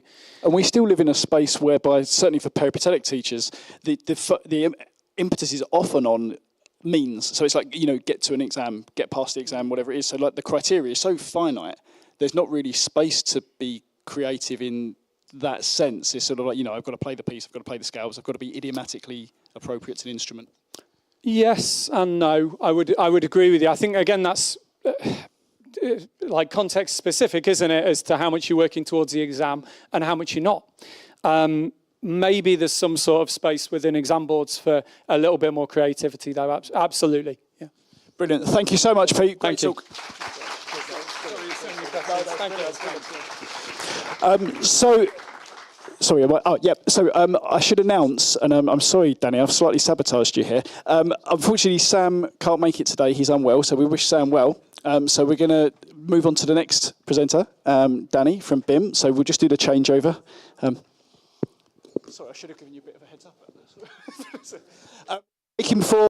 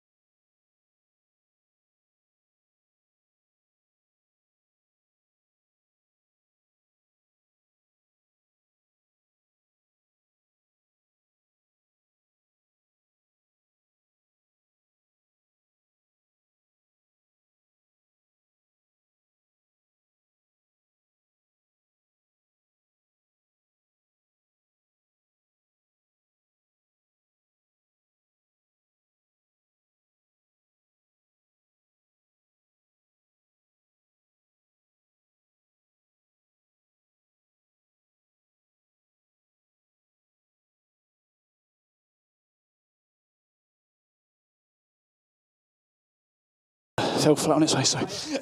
So it's my privilege to introduce a fellow IHE colleague from BIM, Danny Corker. I'm not going to say too much because Danny's talk is about things that I've no idea about at all. So, Danny, over to you. Makes sense. Yeah, thank you so much. Cheers. Cool. I'm here today to talk to you about my project, Quiet Machinery, which is a software suite. Now, I'm not selling you anything. I'm not advertising you. Actually, what I'm going to try and convince you by the end of the day is you should build your own plugins and your own interfaces. That is the idea. So the kind of big focus of this is digital lutherie. If anybody's familiar with the term lutherie or a luthier, somebody who creates an instrument. Do you know what? I might grab that. Hello. Is this? Yeah, this on. Sweet. Yeah, digital lutherie is the kind of concept of designing your own digital instruments as opposed to, say, a guitar, like an acoustic instrument, a violin. You may have heard of the term. And I'm going to hopefully not stumble my way through this, but I'm going to show you a few things. Why I got into this, the kind of context for it, why I think it's important for innovation, particularly in electronic music, to always be pushing the envelope forwards. I mean, we've got a rich history of it already, so that the evidence is there. And the kind of final thing I want to show you, if I get a chance, as well, is what these sound like, and kind of why I built them the way I built them, what they're trying to bring to my creative practice, and yeah, just the kind of background of that. Sweet. So I'll get on with it. What's the time? 12. Sweet. So here's the research context. I've given myself more words to ease in so I can kind of loosen up, and then I'll stop reading so much from these points. But yeah, here's my research context. So first is digital lutherie as inquiry. Is anybody familiar with Max MSP? Show of hands. Okay, cool, few. All right, that's all good. Max MSP is a visual or like object-based programming language that you can use to build various audio and visual devices. Now, Gen is the code that Max MSP runs on. It's quite close to C++. It's quite a rudimentary code, and in the audio world, it runs at sample rate. So when you design code in Gen, if you're processing audio or you're synthesizing sound, that code runs at 48,000 samples per second. Bang, bang, bang, bang, bang, every time. So it gives you a lot of control over how the sound is processed, how it's manipulated, and how it's synthesized. So these are the key points. And I've got to this age now of making music for many years, very efficiently, which I'll tell you about in a moment, where I don't want to look at software as a passive utility anymore. I want a mediator. I want something that kind of changes the output and challenges me as I go. So instead of software as a passive utility, I want to look at the interface as a kind of, the primary site of investigation into expressive agency. Giving the composer more agency is really, I think, the most important point in the contemporary music production world, particularly with Suno, as we were joking about just a moment ago.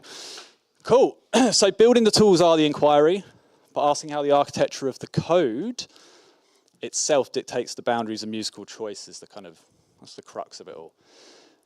So how did I get here? I'm a practitioner. I'm very fortunate to have done 10 years at BIM. It's kind of a rival, maybe. I shouldn't be here. That's fine, isn't it? I'm down in Brighton. We're all good. Yeah, so 10 years at BIM. I'm a principal lecturer there for music production. And also, I've now got 10 years with Sony's Extreme Music, making music for TV and film. Some recent, actually, I won't talk about the recent ones, P. Diddy documentaries, but some good ones, Fight the Power, How Hip Hop Changed the World, Ira Sachs Passages, if you're familiar with Ira Sachs' work. He's a really decent writer and producer. So over the years with that kind of work, it's very, what you would call friction-free sort of idea of, like, you want efficiency. You want to be able to get the job done quick. If we're doing 4 EPs a month, that's 4 tracks a week roughly. We need to be on it. We need to be efficient. So it's kind of this paradox, is these two worlds of like needing to be efficient because it's professional and it's what's expected, but as an artist finding that very unfulfilling. So kind of like, what can I do to find the joy in creation again, to be a student, for lack of a better term, to explore again. And that is really what all this coding is about. It's a big old journey. It's great.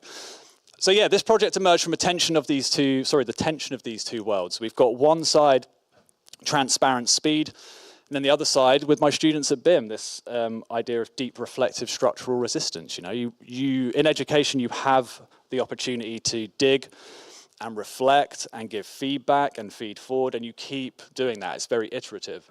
But I find, yeah, when you're out of that environment, when you're out of the learning environment, it's very hard then to be kind of motivated to keep learning or try new things, new systems, etc. So this is my own conflict ultimately, but I think it's something people can relate to. You know, do you choose creative fulfillment?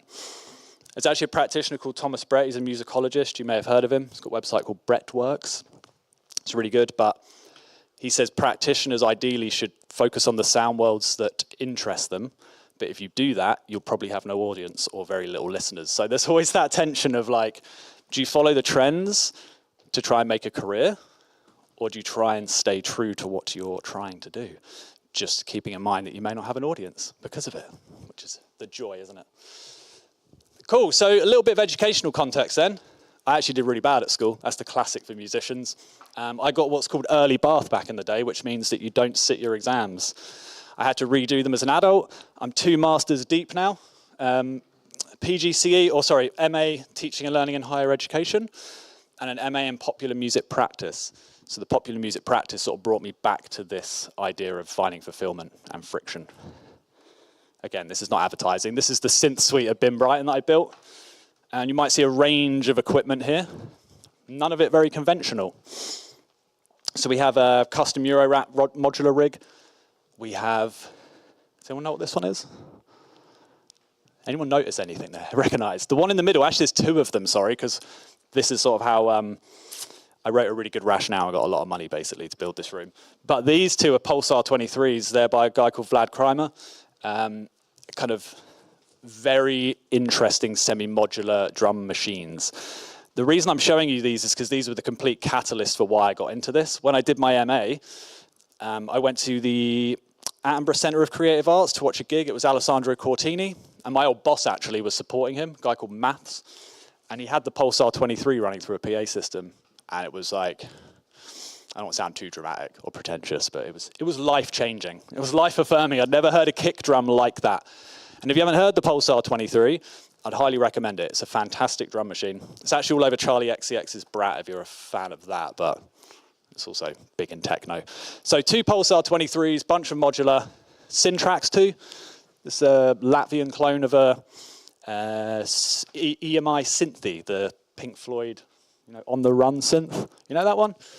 Yeah, cool. So this is our suite for pushing practice. On the other wall, which you don't see, are like Prophets and standard synthesizers. But this world of exploration and play, I found has been really valuable in education. Here's one of my students, Felix. I didn't ask him to model for this. I just snuck in. You can see we've got tape machines. The whole point is trying to push my students outside of their comfort zones and get them using more exploratory systems so they don't have those learning curves like, well, what's a VCA, what's an ADSR, what's an LFO, how is this synth rooted? You don't need to know any of that with this, and that's sort of what I'm trying to capture in my software that I'm building. Cool. Of course, this has managed to sneak its way into my studio practice. This was working on some briefs for Sony's Extreme Music. This one's really cool. We used the Soma Pulsar 23 of a real drummer, which was really good. I'm just showing you pictures now. That's what this is going to be. It's going to be a slideshow. That's me doing work on the Pulsar. It's kind of high contrast, apologies, but that is me. Sweet. Cool. And actually, I managed to sneak those synths onto a couple of decent projects as well. So this is the kind of thing they end up doing for Sony's Extreme. I don't write briefs, I write the brief. That's not a flex, by the way, it's just I've been doing it long enough that I don't have to write indie pop 3 anymore. I can make stuff up. So we get a little bit of freedom in sort of how we put stuff together. I'm getting somewhere with this, don't worry. I'm not advertising my work. Does anybody need anything? Sweet. Any music supervisors in the room? Cool. So here we're getting to the efficiency trap. It's been brought up a couple of times today already. We are in a world that's accelerated by Gen AI. We probably should have a conference on it. I've got a lot to say, but I'm going to try not to at the moment, because that's not exactly what we're talking about. But what I'm trying to get around is this sort of, the trap of efficiency. So modern music software accelerated by Gen AI and predictive processes prioritizes fast or immediate output over process. And I believe process is the most important thing. Most people are process or output oriented. Most creatives are a bit of both. But we love to have an output at the end, you know, a song, something we can release, something we can show. But things like Suno and Gen AI, they almost completely remove that process. It's a shortcut to the output, which I think, this is what I came to the conclusion of last night, but that makes you a consumer, not a creator. But something to think about on that one. I'm sure there's many good uses for Gen AI coming out the pipeline, but we just got to wait. Cool. So I think convenience is actually an inhibitor of creativity. I think when the software presents itself to you in a way that doesn't get in your way, it actually pushes you to the statistical average, or it pushes you to a quicker result. And this is something that is not anecdotal. Obviously, I've experienced it in the professional world. I've experienced it in education. And I'm just kind of, for myself and people I work with and my students, sort of just trying to make people aware that if you get stuck in these traps of efficiency, it often inhibits your own creative agency and your sonic expression and your sonic output. Cool. So seamless automated workflows can funnel you into a rigid output. Cool. So how are we going to break that cycle? That's the idea. That's what my software is. It's my own kind of way of breaking that. And I want to renew perceptual engagement, my own perceptual engagement with my music. I found these last night. There's so many of them now, isn't there? I mean, they didn't take long to find. It's just like AI efficient, plug in. You know, it's everywhere. A Studio is a big one at the moment. This is meant to be ethical, but everything's Gen AI. You've got the kind of classic AI mixing processes. You've got Simplant for quick reverse engineering of synth patches. Obviously, it's going to be part of the world we're in, and that's fine, I think, as long as it's done ethically and all that. Cool. So here are my theoretical frameworks for why I got into this, and why, when you see the plugin in a moment, you're going to ask, why has it got names like that? None of it makes any sense. How, as a musician, am I meant to understand that? That's the point. Cool. So first theory, Victor Shklovsky. This is ostranenie, or defamiliarization. I may have butchered that. Apologies. Ostranenie. But yeah, this is the idea of, defamiliarization is the term, but it's the idea of renewing perception, renewing our engagement with art. Art exists that one may recover the sensation of life. It exists to make one feel things, to make the stone stony, which I think is a really cool point. The kind of deeper theory around this is that the more we give into habits and the more we accept things the way they are, the less we start questioning them.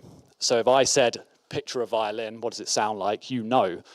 But a violin could sound like anything if it's been processed through pedals. What was that thing from your slides before?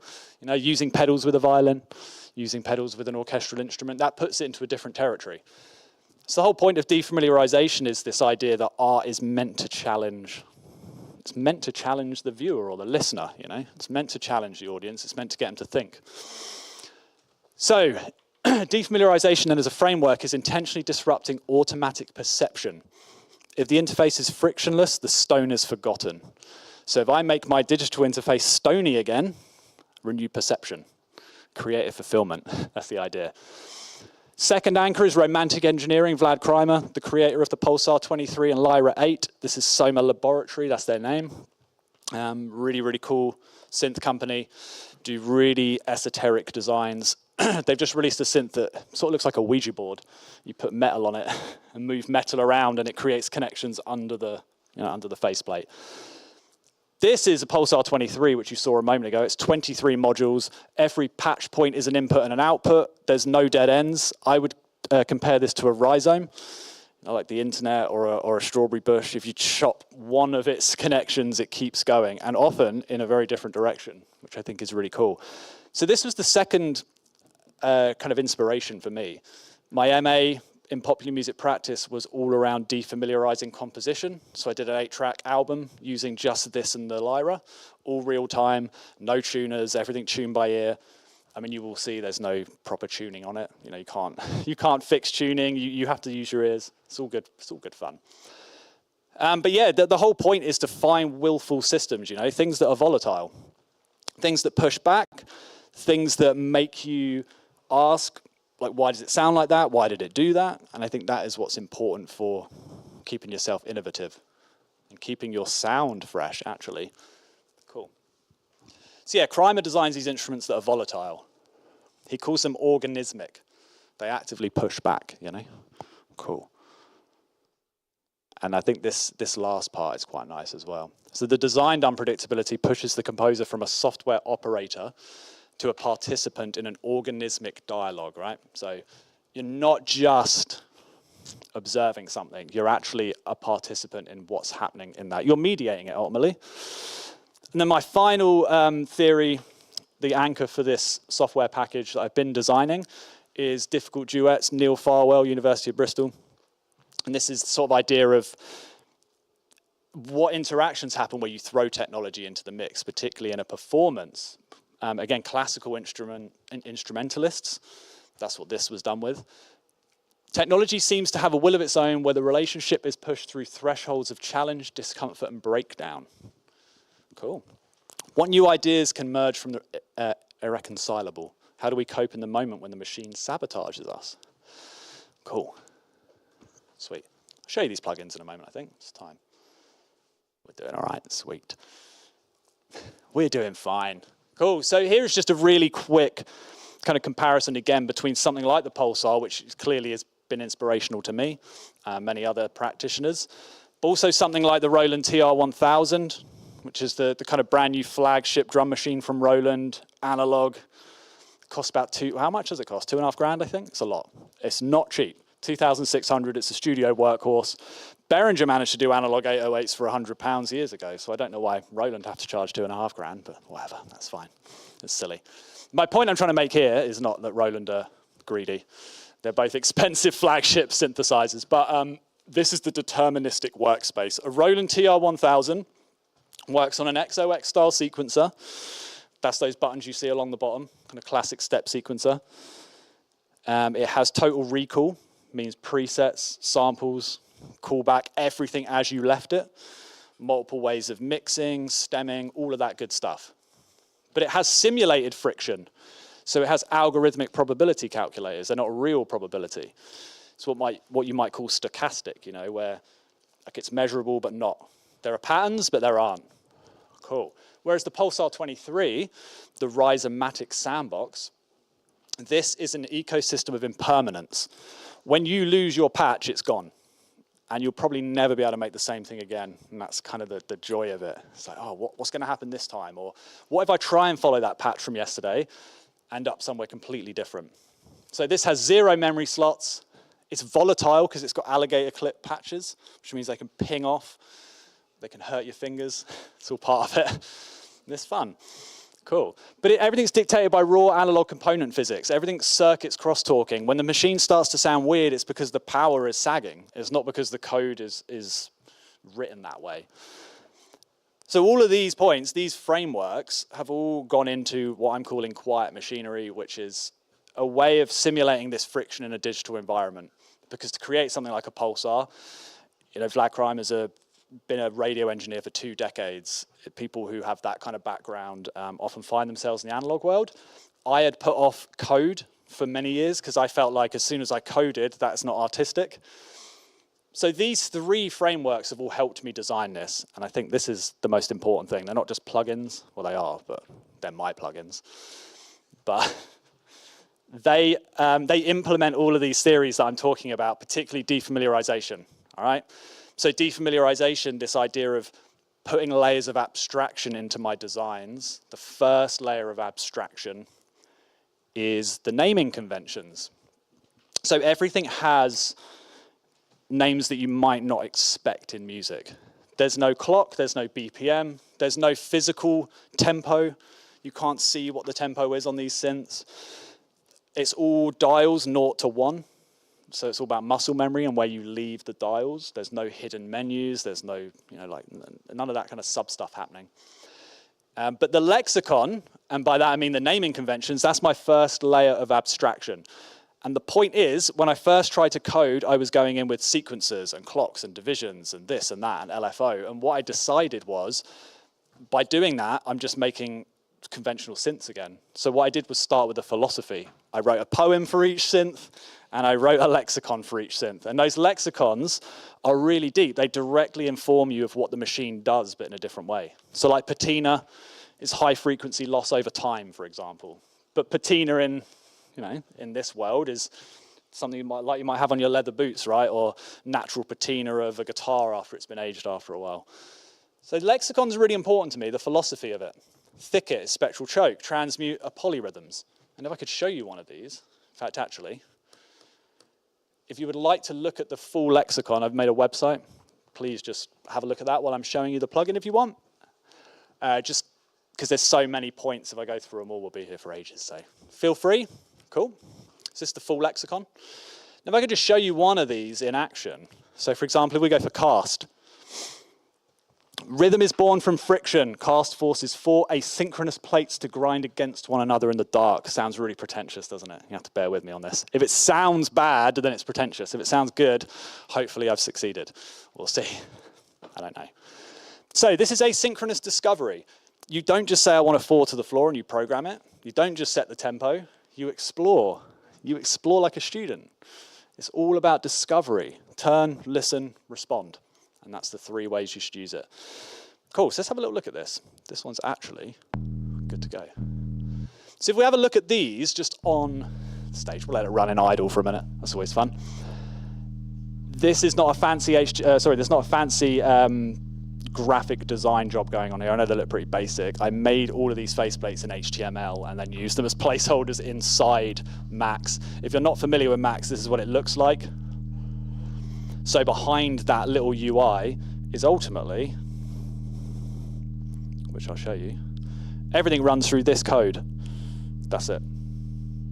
So everything you're hearing now is running through that at 48,000 times a second. All it is just a sub bass, but it's kind of cool seeing how it works. Sweet. Where were we at? There we go. Let's put presentation mode back on. So on a normal drum machine, you might expect to see tempo, or you might see a step sequencer, or you might see kick, or bass drum, hi-hat. What you'll notice about these is they've all got different names. So shear, strata, erosion, got volume. We understand that one at least. Volume, maybe like division, potentially, but the rest of them are all meant to be quite ambiguous. That's the point. So if I want to create a drum beat, a 4 to the floor, and I gave this plugin to you and said, make me a 4 to the floor, I don't want you to be able to do it right away. That's the point. I want you to have to fight with it. So if I bring the strata up, yeah, all good, no worries, cool. Well, that's doing something. Okay. Don't worry. Let's just start playing with these and see what happens. So at the moment, it sounds quite typical. It's just a kick drum. It's kind of 4 to the floor, or it's probably a half-time 4 to the floor. So it's sitting on the what is it? The 1 and the 3 or something. But let me start bringing in some other voices. This is sort of where the exploratory stuff starts happening.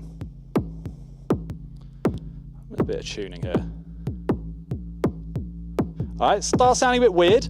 You might think it doesn't sound like it's timed that well, and that's kind of the point. Nothing on here runs on an internal sequencer. There's no clock. Everything's a sine wave. A sine wave triggers the start point of everything, so everything's done on a phase, a phaser.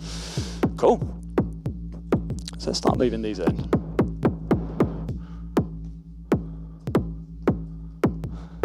There you go.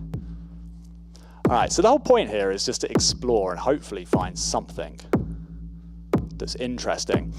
Now, at the moment, again, it sounds quite straightforward. I could talk through every single function. The 4 voices are all, like mantle is the kind of lower, shadow is a shadow of mantle, so they're quite similar sounds sonically. Flint is meant to sound like flint. They're all meant to be geological and kind of earthy, right? Apex is the final, it's like the higher, harsher sound. And then we've also got bake, ping, and void at the end there. But if I just start messing with some of these, usually what happens is we get somewhere quite unexpected quite quick. So for example, if I bring these up,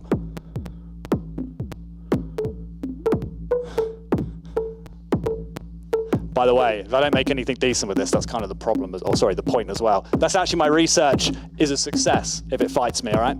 Cool. If I bring this strata back down, by the way, which was tempo, it's also got this kind of extra feature. So it's not a feature, actually. It's just in a normal drum machine, if you cut the tempo, it stops. But on this one, it doesn't have to. There's a lot more you can do with it. So let's start bringing this up.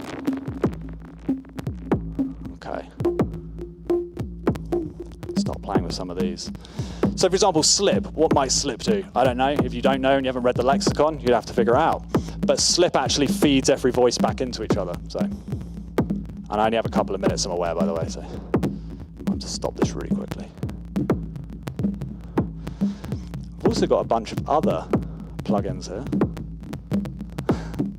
It's sounding a little rough, that one. Let me turn these down. Ah, I know what it is. Cool. So just let's do this thing. Meant to happen, told you. Told you, it's all part of it. Can't go wrong.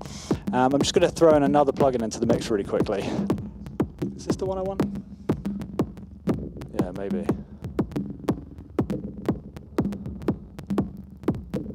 Let's see.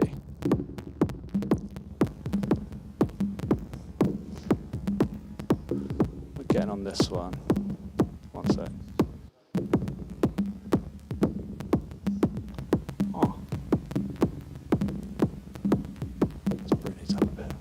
So now I'm just not talking, which is not fun for any of you. My bad.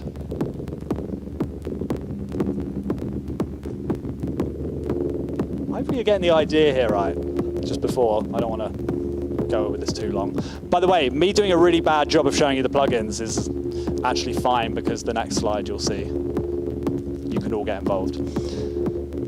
But actually, now I'm starting to do something by itself in the background. Because they're all coded in a way that are they're non-deterministic, nothing will ever repeat. So that's what I was saying, it's not a 4-bar loop, it's a loop. It's not a loop, it's just forever. It will just keep playing now until we stop it. But just so we start wrapping up, this is the plan at the moment, and if you want to be part of the testing for this, like where we're at now, ACM Symposium, a little live recital of the software prototype, give you an idea of what I've built and why. These are also going to be made physical, that's the point. The physical builds are going to be used with legacy trained musicians, people who don't have experience with technology, to kind of see if, I'll turn this down a bit, sorry, to see if changing the terms like that, by changing the lexicon, is it possible to get musicians to interact with this kind of hardware or these kinds of ideas without feeling like they have to know fundamental synthesis, without feeling like they have to know what like how a kick drum is made and designed. There's just lots of ways of kind of introducing people to these worlds. So the next step after that is going to be, also, sorry, plugins. That's the part that you lot might want to know about. All right, cool. So a couple of questions now. If you've got any final, if you have any queries for me, because I spent too long giving my context, sorry. Didn't get enough time to show the plugins. If you would like to chat about these, there's my email below. If you would like to try the plugins out when they're available, this is free, by the way. I'm not going to send you my latest EP on Bandcamp. There is a disclaimer in there. But if you would like to test these out, and I'll make it more formalized, I will be doing it as research. I'll be getting feedback from people. I would really love as many people on board as possible, even if it's completely new to you, just a plugin you can use, maybe make some sound with, whatever it happens to be. But also, it's my contact there. It's my BIM one, so you can't spam me. It's a bit easier. Spam gets filtered through that, so all good. Cool. So yeah, this is going to be the kind of timeline now for the research just before I wrap up. I don't know if we've got time for questions, but if not, like I said, throw in an email. But yeah, it's going to be physical build, plugins to be made available. Plugins were never the actual final end goal. It's just getting the code right. The code goes into hardware. The hardware gets used with people, and I put it to the test. But the software is also really important to test. So as I was saying, if anybody's interested, please let me know. And there's the QR code.